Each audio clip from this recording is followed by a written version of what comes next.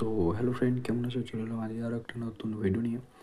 তো আজকের বেসিক্যালি ভিডিওটা হচ্ছে আসাম রাইফেল রিক্রুটমেন্ট বের হয়েছে। তো নতুন নোটিফিকেশান এসেছে, তো সেটা শর্ট নোটিফিকেশান পাবলিক হয়েছে। তো সেটা আমি তোমাদেরকে জানাবো যে সেই শর্ট নোটিসে কী কী আছে। তো ফার্স্ট অফ অল বলবো, মেল ফিমেল দুজনেই আবেদন করতে পারবে আসাম রাইফেলে, ঠিক আছে।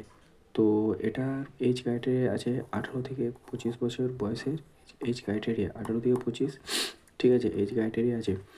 আর এসসি এসটিদের আছে 165 সেন্টিমিটার, ঠিক আছে। আর নর্মাল যেটা থাকে এসটি এসসিদের সেটা 167 সেন্টিমিটার, ঠিক আছে। তো ফার্স্ট অফ বলবো, নতুন ভ্যাকেন্সি বের হয়েছে টেকনিক্যাল এবং ট্রেডসম্যান, ঠিক আছে, ক্লার্ক, টেকনিক্যাল ট্রেডসম্যান ক্লার্ক, 3টা পোস্টে নতুন ভ্যাকেন্সি বের হয়েছে।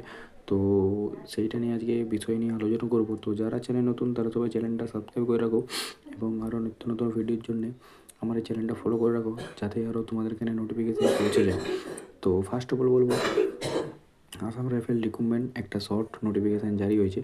তো সেটা কী কী আছে না, সেটা মেল ফিমেল দুজন উভয় আবেদন করতে পারবে এবং সে কী পোস্ট আছে, টেকনিক্যাল ট্রেডসম্যান এবং ক্লার্ক, এই 3টি পোস্টে ভ্যাকেন্সি বের হয়েছে। তো সেটারই বলবো, সেটার এজ ক্রাইটেরিয়া আছে মেল ফিমেলদের সবাই উভয়ই 18 থেকে 25 বছর বয়সে, ঠিক আছে। আর এসসি এসটি ওবিসি যেরকম 3, 4, 5 যেমন ছাড় থাকে সেরকম ছাড় থাকবে। আর ওদের হাইট ক্রাইটেরিয়া আছে এসটিদের 165 সেন্টিমিটার, আর বাকি যে এসসি এবং জেনারেল ওবিসি যেটা থাকে তাদের মধ্যে 167 সেন্টিমিটার, ঠিক আছে।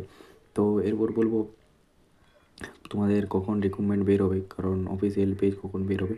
তো ফার্স্টে বলবো যে এবছর মানে 2024-এ কিছু 2024-এ কিছু বাকি আছে, ওদের জয়েনিং হতে কিছু বাকি আছে। আর 2022 তারিখে কিছু জয়েনিং হতে বাকি আছে, 2024-এ কিছু জয়েনিং হতে বাকি আছে এবং 22 তারিখে কিছু জয়েনিং হতে বাকি আছে। তো আগের বারে 2024-এ প্রায় ভ্যাকেন্সি ছিল 1200-র মতন। তো তাদের এখনও জয়েনিং আটকে গেছে, ঠিক আছে, তারা এখনও জয়েনিং পায়নি। তো এটার আর কি ভ্যাকেন্সি খুব জলদি রিক্রুটমেন্ট হয়, কারণ ব্যাপার হচ্ছে এটা কোনো পোর্টাল, এটা মানে পার্সোনালি আসাম রাইফেল যে পোর্টাল আছে সেই আসাম রাইফেল থেকে পোর্টাল হয় এবং সেইখানেই ওই নাগাল্যান্ডে এটার পোস্টিং পড়ে, ঠিক আছে, নাগাল্যান্ডের ওইখানে এটার পোস্টিং হয়। তো ফার্স্টে বলবো 22 তারিখে কিছু জনের পোস্টিং বাকি আছে এবং 24 তারিখে কিছু পোস্টের বাকি আছে। তো আগেরবারে ভ্যাকেন্সি ছিল 1200 ভ্যাকেন্সি ছিল, ঠিক আছে। আর এটা আর্মি এবং বিএসএফ সিআরপিএফ ওদের মতন এটা ভ্যাকেন্সি ছিল, এটা আর্মিদের মতন খুব জলদি রিক্রুটমেন্ট হয়। তো এটা এখন আটকে আছে, কারণ ব্যাপারটা হচ্ছে আগে আগে যারা মানে এক্সাম দিয়েছিল, ঠিক আছে, তো তাদের এখনও জয়েনিং হয়নি। তো তাদের জয়েনিং হয়ে গেলে আরও তোমাদের নতুন নোটিফিকেশান বের হবে। তো সেটা কোনো তোমাদের টেনশন নেই, সেটা আমাদের মাই জার্নি 010 ইউটিউব চ্যানেলে তোমরা ভিডিওতে ফুল পেয়ে যাবে।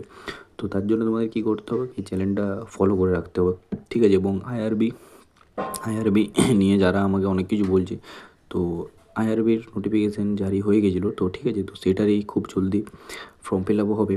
তো সেটা নিয়ে আজকে কিছু বলবো। তো সেটা আর কি এই মার্চে কি এপ্রিল দিকেই স্টার্ট হবে আইআরবি। তো সেটা তোমরা ওয়েট করে থাকো, কিছুদিন ওয়েট করো, তাহলেই পেয়ে যাবে। আর এই আসাম রাইফেলটা কিছু দিনের ভিতরেই তোমাদের অফিসিয়ালি নোটিফিকেশানে বের হবে। তো আর কিছু নয়। তো যারা চ্যানেল নতুন তারা তবে চ্যানেলটা সাবস্ক্রাইব করে রাখো এবং পাশে থাকা বেল আইকনটি প্রেস করে দাও, যাতে আরও নিত্য নতুন ভিডিও তোমাদের সামনে আসতে পারে। এবং এই আসাম রাইফেলের যে অফিসিয়াল নোটিফিকেশানে যখন আসবে তখন এই চ্যানেলেই তোমরা পেয়ে যাবে, সেটা কোনো টেনশন নেই, সেটার জন্য আমি আছি। তো আজকের মতন এখানেই দেখা হচ্ছে নেক্সট ভিডিওতে। জয় হিন্দ, জয় ভারত।